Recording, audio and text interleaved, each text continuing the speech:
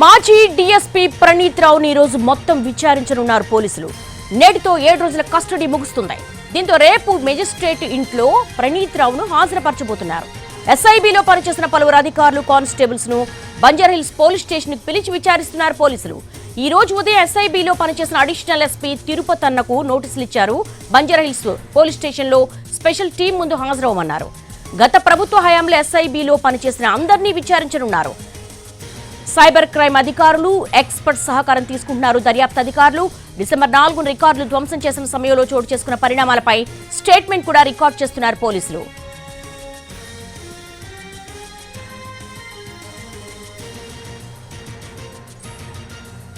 మాజీ డీఎస్పీ ప్రణీత్ రావుని ఈ రోజు మొత్తం విచారించబోతున్నారు. నేటితో 7 రోజుల కస్టడీ ముగుస్తుంది. దీంతో రేపు మెజిస్ట్రేట్ ఇంట్లో ప్రణీత్ రావును హాజరుపరచబోతున్నారు. దీనికి సంబంధించి లేటెస్ట్ డెవలప్మెంట్స్ మా స్పెషల్ కరెస్పాండెంట్ రవిని అడిగి తెలుసుకుందాం. రవి, అసలు ఈ ప్రణీత్ రావు కేసులో పెద్ద తలకాయలే ఉన్నాయని విచారణలో వెల్లడవుతోంది. సో ఫర్దర్ స్టెప్స్ ఏ విధంగా ఉండబోతున్నాయి? దేవి, ప్రణీత్ రావుకి ఇచ్చినటువంటి 7 రోజుల కస్టడీ ఈ రోజుతో పూర్తి అవుతుంది. సాధారణంగా అయితే ఈ రోజు సాయంత్రం 5 గంటల వరకు 7వ రోజు పూర్తి అవడంతో 5 గంటల లోపు ఆల్రెడీ కోర్టు కూడా క్లోజ్ అవుతుంది కాబట్టి ఆ లోపే నాంపల్లి కోర్టులో హాజరుపరుస్తారని భావించారు. కానీ వాళ్ళు ముందుగా పోలీసులు, విచారణ అధికారులు స్పెషల్ పర్మిషన్స్ కూడా తీసుకున్నారు. 7వ రోజు పూర్తిగా 24 గంటల పాటు విచారించే విధంగా పర్మిషన్స్ తీసుకోవడంతో ఈ రోజు అర్ధరాత్రి వరకు కూడా ప్రణీత్ రావుని విచారించబోతున్నారు. రేపు అంటే సండే కాబట్టి కోర్టు ఉండదు కాబట్టి మ్యాజిస్ట్రేట్ ఇంట్లో హాజరుపరుస్తారని మనకు తెలుస్తోంది.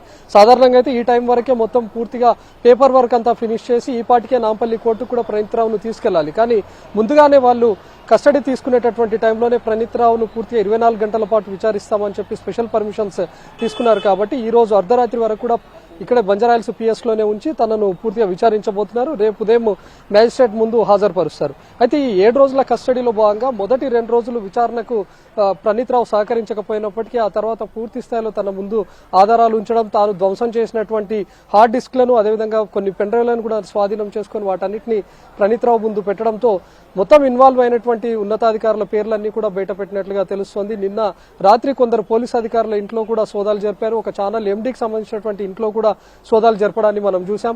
ఇప్పటికే 2 పోలీసు ఉన్నతాధికారులకు, అడిషనల్ ఎస్పీగా పనిచేసినటువంటి 2 అధికారులు భుజంగరావుతో పాటు తిరుపతన్నకు నిన్న రాత్రి పోలీసులు వాళ్ళ ఇళ్లలో సోదాలు జరిపి నోటీసులు కూడా ఇచ్చారు. దీంతో ఈ రోజు విచారణ అధికారుల ముందు అటు తిరుపతన్న, భుజంగరావు ఇద్దరు కూడా హాజరయ్యారు. ప్రస్తుతం వాళ్ళు బంజారాహిల్స్ పోలీస్ స్టేషన్ కు వచ్చి విచారణ అధికారుల ముందు హాజరై కూడా వెళ్లారు. వాళ్లతో పాటు ఎస్ఐబిలో మొత్తంగా ప్రణీత్ రావు ఏర్పాటు చేసుకున్నటువంటి టీంలో పనిచేసినటువంటి ప్రతి కానిస్టేబుల్ ను కూడా విచారించే అవకాశం అయితే కనిపిస్తుంది. ఎందుకంటే దీనిలో ప్రణీత్ రావు తనకంటూ ఒక సామ్రాజ్యాన్ని ఏర్పాటు చేసుకున్నాడు, ఒక ప్రైవేట్ సైన్యాన్ని కూడా ఏర్పాటు చేసుకున్నాడు. ఎందుకంటే తను ఒక టీము 3 షిఫ్ట్ల వైజ్ గా తన ప్రైవేట్ సిబ్బందిని ఏర్పాటు చేసుకుని ఈ ట్యాపింగ్ వ్యవహారం అంతా కూడా నడిపించాడు. కాబట్టి అందులో పనిచేసినటువంటి ఉన్నతాధికారులతో పాటు కానిస్టేబుల్ స్థాయి అధికారి నుంచి ప్రతి ఒక్కరిని కూడా విచారించే అవకాశం ఉంది. ఎందుకంటే 7 రోజుల కస్టడీలో భాగంగా ప్రణీత్ రావు కీలకమైనటువంటి విషయాలను కూడా బయటపెట్టినట్లుగా తెలుస్తోంది.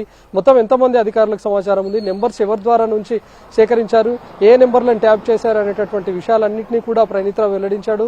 అదేవిధంగా తాను ఇప్పటికే కొన్ని హార్డ్ డిస్క్లను కూడా ధ్వంసం చేసినట్లుగా తెలుస్తోంది. వాటన్నిటిని కూడా తిరిగి తీసుకున్నారు. సో మరి ఈ 7 రోజుల విచారణలో ఎన్నో విషయాలు, సంచలన విషయాలు బయటకు వచ్చాయి. కాబట్టి కస్టడీని పొడిగించాలి అని చెప్పి కూడా పోలీసులు కోరే అవకాశం కూడా కనిపిస్తోంది. దేవి, మొత్తానికి రేపు ఉదయం అయితే మేజిస్ట్రేట్ ముందు హాజరుపరుస్తారని తెలుస్తోంది. Yes Ravi, thanks for the updates.